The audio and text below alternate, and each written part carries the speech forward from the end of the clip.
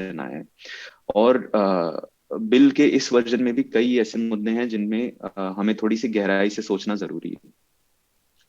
अ, मेरे मन में और मैं गेस कर रहा हूँ कि विपुल सर के मन में भी सबसे बड़ी बात जो है वो सरकारी इंस्ट्रूमेंटैलिटी को मोर और लेस इस बिल से एक्सक्लूड कर दिया है।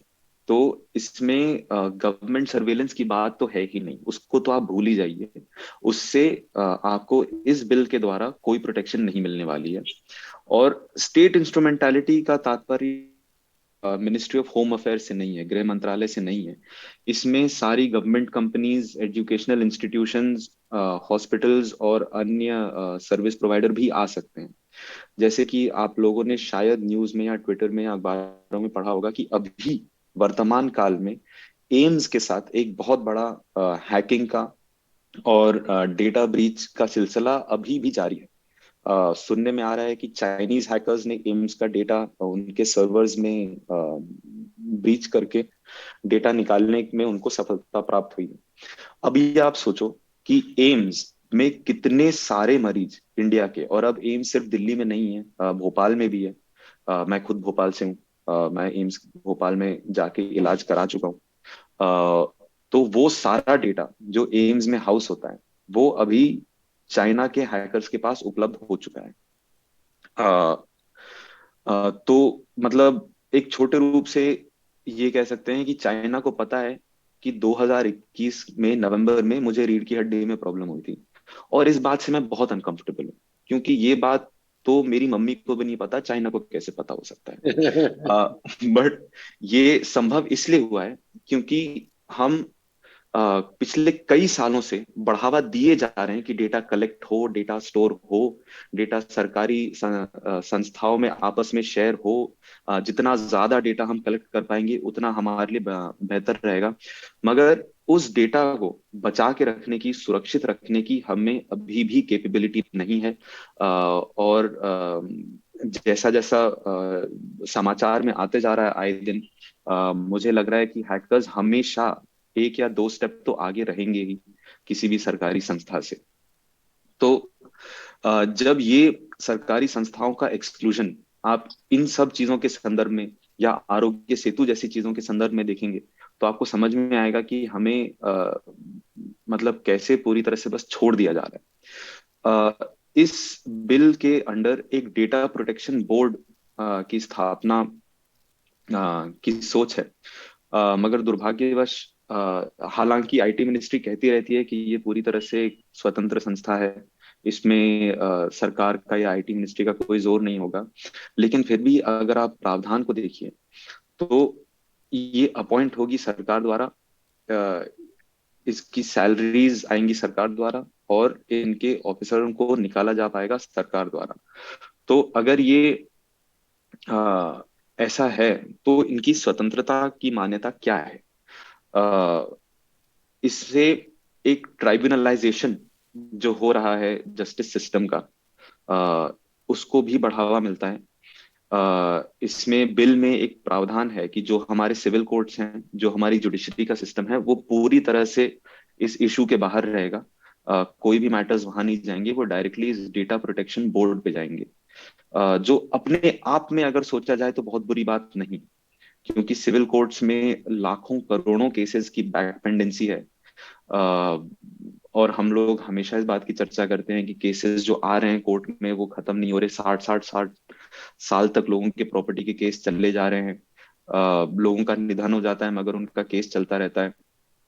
अ, तो ये मतलब ऐसे देखा जाए तो अपने आप में एक बुरी बात नहीं है, मगर ये पूरी कहानी नहीं है। हमने देखा है कि इंडिया का ट्राइब्यूनल्स के साथ बहुत ही ज्यादा अच्छा अनुभव नहीं रह पाया है अतीत में। मिस्टर अरविंद आतार जैसे दिग्गज वकील ने भी इस विषय में बहुत ज्यादा लिखा है। और उनका ये कहना है और मेरा ये मानना है कि एक जो संवैधानिक मूल्य हैं हमारे, जो Vipul sir, thank you for giving me the phrase, जो हमारे संवैधानिक मूल्य हैं उनमें इंडिपेंडेंस ऑफ द जुडिशरी और separation of powers between the various जो सरकार के जो पिलर्स हैं उनको अलग रखने की बहुत जरूरत है। तो एग्जीक्यूटिव का काम है नियमों को इम्प्लीमेंट करना, और जुडिशरी का काम है लॉ को इंटरप्रेट करके फैसला सुनाना। तो एग्जीक्यूटिव का control on the judiciary's rules is not a great outcome for India. Pendency को हैंडल करने के लिए एग्जिस्टिंग कोर्ट्स में स्पेशल बेंचेस ऑर्गेनाइज करना शायद एक बेहतर सोल्यूशन होता। हमने देखा है कि लेबर कोर्ट्स होते हैं जो सिविल कोर्ट से थोड़ा सा अलग होते हैं, या फैमिली कोर्ट्स होते हैं जो सिविल कोर्ट से थोड़ा सा अलग होते हैं, मगर फिर भी वो जुडिशरी के दायरे में ही आते हैं। आई थिंक जो चैलेंजेस हमारे माननीय स्टेट इंफॉर्मेशन कमीशन को फेस करते हैं या सीआईसी फेस करते हैं, वो लोग आप मुझसे भी बेहतर जानते होंगे, क्योंकि हमने ओवर टाइम दर्जनों ट्राइब्यूनल्स एस्टैब्लिश कर दिए हैं, मगर उनके लिए एडिक्वेट रिसोर्सेज संसाधन हम ना सिक्योर कर पाए हैं, ना एलोकेट कर पाए हैं, ना जो उन ट्राइब्यूनल्स और कमीशंस को जरूरत है वो उनको मिल पाता है। तो जो पेंडेंसी हम कोर्ट से बचाना चाहते थे, वो आज हम सेंट्रल इंफॉर्मेशन कमीशन में भी देख रहे हैं। आप लोग जानते होंगे मुझसे बेहतर कि सेंट्रल इंफॉर्मेशन कमीशन में फाइल किया हुआ एक केस अगर मैं आज फाइल करूं तो वो 2025 में पहली सुनवाई के लिए आएगा, और वहां इतनी पेंडेंसी है कि उसकी दूसरी सुनवाई हो भी नहीं पाती। इतना दबाव है हमारे इंफॉर्मेशन कमिश्नर्स पे कि वो एक ही दिन में 10-15 मिनट की हियरिंग में पूरा केस डिसाइड करके खत्म कर दें। तो कहीं ना कहीं जो न्याय है वो उसमें कभी कभी गुम जाता है। मगर मैं यहाँ बैठ के बिल के बारे में सिर्फ नेगेटिव नहीं बोलना चाहता हूँ, इसमें हैं कुछ एक दो पॉजिटिव चीज हैं, और वो संतुलन लाना बहुत जरूरी है। आप लोगों को ये याद दिलाना बहुत जरूरी है कि बिल में कुछ हैं ऐसी बातें जिससे यूजर्स मतलब हमको थोड़ी सी मदद मिलेगी। इसकी दो बातें मैं बताना चाहता हूँ। पहला ये है कि जो पिछले वर्जन थे बिल में, उनमें एक नोटिस का प्रावधान नहीं था। उसमें अगर कोई भी डेटा ब्रीच हो जाता है या कोई भी हैकिंग हो जाती है, तो कंपनी को ये जरूरत नहीं थी कि आप जो उस कंपनी के यूजर हैं आपको बताया जाए कि दोस्त देखो ऐसा है कि हमारा डेटा ब्रीच हो चुका है।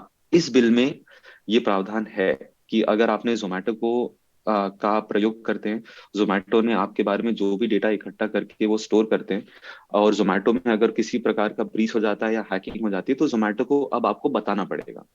अ, एक बार जोमेटो ने आपको बता दिया और आपको पता चल गया कि जोमेटो में ब्रीच हो चुका है, उसके बाद आपको क्या करना है वो बिल नहीं बता सकता। वो आप जानो, आपका काम जाने। दूसरी बात, इस बिल में जो पहले नहीं था, थोड़ा सा बच्चों के डेटा को सिक्योर करने के लिए थोड़ा सा बढ़ावा मिला है। कंपनी को बच्चों का डेटा प्रोसेस करने में थोड़ी सी और हर्डल्स ऐड हुई हैं, थोड़ा सा मुश्किल हो गया है। ये बहुत महत्वपूर्ण है क्योंकि हम लोग कभी कभी जो हमारा कानून और हमारी कानून की व्यवस्था है वो थोड़ी सी नेचर में पैटर्नलिस्टिक हो जाती है। आजकल आपने देखा होगा कि आप पे संवैधानिक अधिकार का जोर उतना नहीं है जितना आपके कॉन्स्टिट्यूशनल ड्यूटीज का है। सड़कों के नाम बदल के कर्तव्य पथ हो जाते हैं। डेटा प्रोटेक्शन बिल में अगर आप उनके प्रावधान देखिएगा तो इसमें आप एक डेटा यूजर हैं, डेटा प्रिंसिपल नाम दिया है आपको। आपके सिर्फ राइट्स ही नहीं, आपके ड्यूटीज भी बताए गए हैं इस बिल में कि आपको अच्छा नागरिक कैसे बनना है। तो इसमें जब हम देखते हैं तो हम लोग बच्चों को अभी भी बच्चों के तौर से देखते हैं, जिनकी अपने माँ बाप की तरफ या अपनी सरकार की तरफ या अपने देश की तरफ कर्तव्य ही है, उनके कोई अधिकार नहीं है। और इसमें जो सबसे पहला अधिकार मारा जाता है वो है निजता।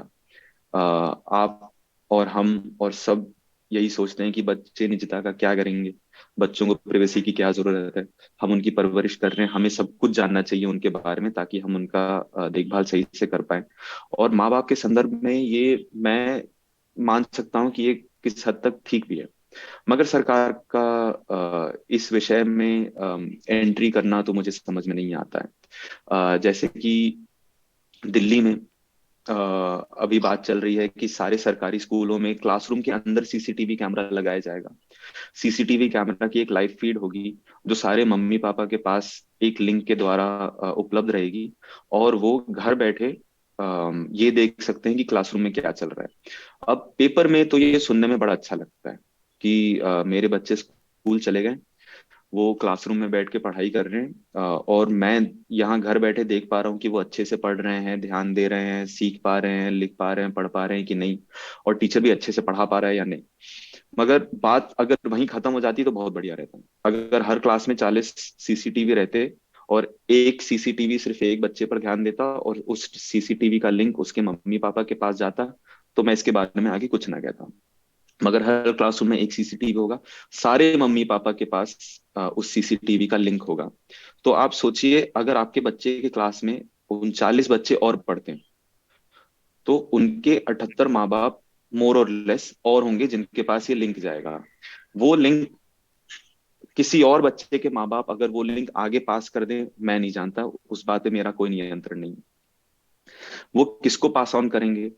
क्या वो सारे बच्चों का भला सोचते हैं? क्या वो किसी डेंजरस या किसी इविल या किसी क्रिमिनल को वो लिंक पास ऑन कर रहे हैं? क्या कोई आदमी जो मैं नहीं चाहता मेरी 16-17 साल की बेटी को स्कूल में बैठे दिन भर बैठ के देखे?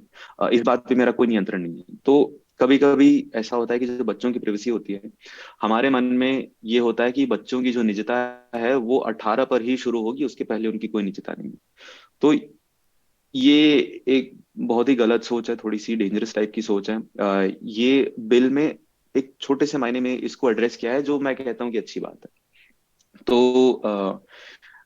आई मीन निजता के इम्पोर्टेंस के बारे में विपुल सर ने और मैंने काफी बात की, संतुलन लाने के लिए, ताकि कोई बाद में कह ना पाए कि मैं तो सिर्फ बुराई बोलता हूँ। संतुलन लाने के लिए मैंने बिल के बारे में 2 या 3 अच्छी बातें बोली। अब मैं रुक जाता हूँ। Thank you. धन्यवाद तन्मय जी। और